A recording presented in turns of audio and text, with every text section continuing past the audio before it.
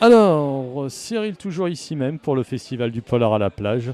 C'est la 22e édition, ici sur la digue Promenade. Et j'ai la chance d'avoir à côté de moi Yann Bécu. Yann, bonjour. Ah, bonjour.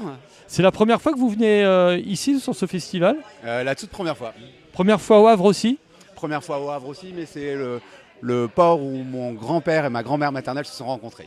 Ah, quelle belle. Ah, bah c'est génial ça. Et donc, ça doit vous changer des halls d'exposition quand on voit, vous êtes là face à la mer et avec vos lecteurs, ça doit être génial. Ah, c'est royal. Moi, en fait, je suis breton, mais expatrié depuis des années et des années en République tchèque, puisque j'habite à Prague. Et je me dis chaque fois, il nous manque une chose, c'est la mer. Je l'ai eu ce matin. Là.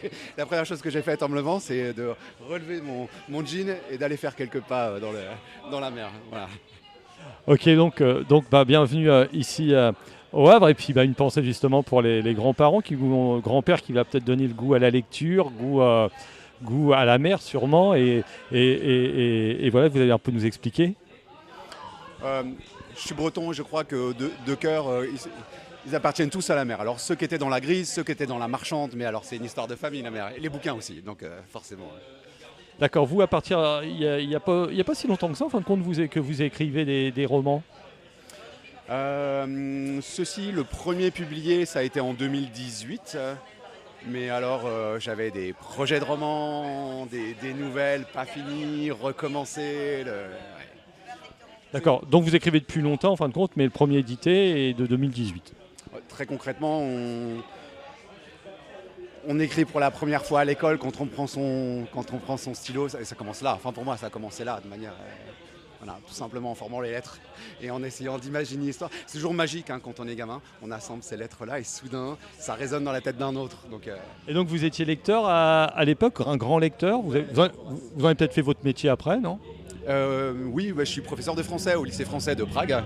Donc oui, c'est devenu mon métier. C'est pour ça que je vous ai posé cette question-là, parce que je le savais. C'était marqué dans votre fiche. J'essaie de transmettre cette passion-là aux gamins d'aujourd'hui. Voilà. Et justement, professeur de français pour des Tchèques, en fin de compte, c'est ça? Alors, dans les classes, il y a une grosse partie de français, une grosse partie de tchèque et il y a énormément de nationalités au lycée français de Prague. C'est intéressant, on entend Pépier en chinois, en japonais, en arabe, en anglais, bien sûr, en tchèque, en russe, etc. Cosmopolite, quoi. Ouais, extrêmement, ouais. Et donc, les Tchèques, pour la langue française, ils disent que c'est compliqué. Elle est compliquée, cette langue française? C'est aussi compliqué que pour un Français, donc pour un Français aller vers les langues slaves ou pour un Slave aller vers les langues françaises, mais il y a une histoire d'amour quand même pour la langue française dans énormément de pays d'Europe centrale. Ouais. Donc vous parlez tchèque couramment? Vous allez me faire honte là, mal, bien mal, voilà. Comme tous les Français, pour les langues étrangères, on a toujours un peu de mal. Alors, justement, parlez-moi de votre dernier roman. Alors le dernier roman, c'est celui-ci, c'est Sous la brume. Et pour faire court, on est dans un futur pas si lointain. Et quand l'histoire commence, depuis 10 ans, une technologie tchèque permet de récupérer les sons sur les objets. D'accord.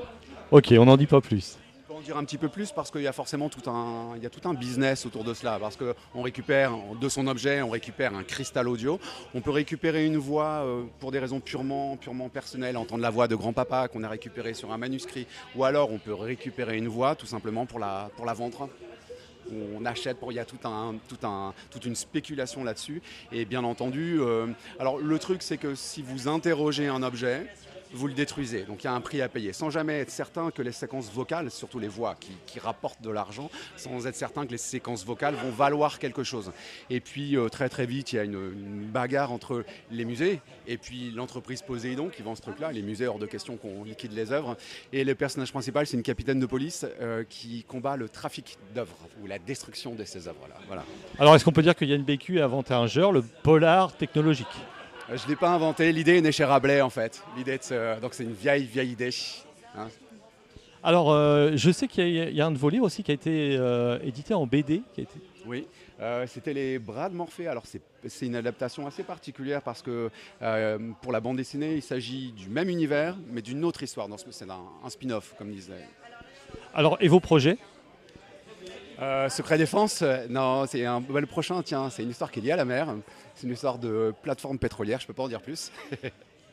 Parce que je le sais pas moi-même. Bah, Yann Bécu, merci. Et puis bienvenue au Havre alors. Merci à vous, puis merci pour votre sourire, c'est super sympa. Ah bah c'est normal. Voilà, et les Tchèques, bonjour à nos amis tchèques. Ben, Ok, merci à vous. merci.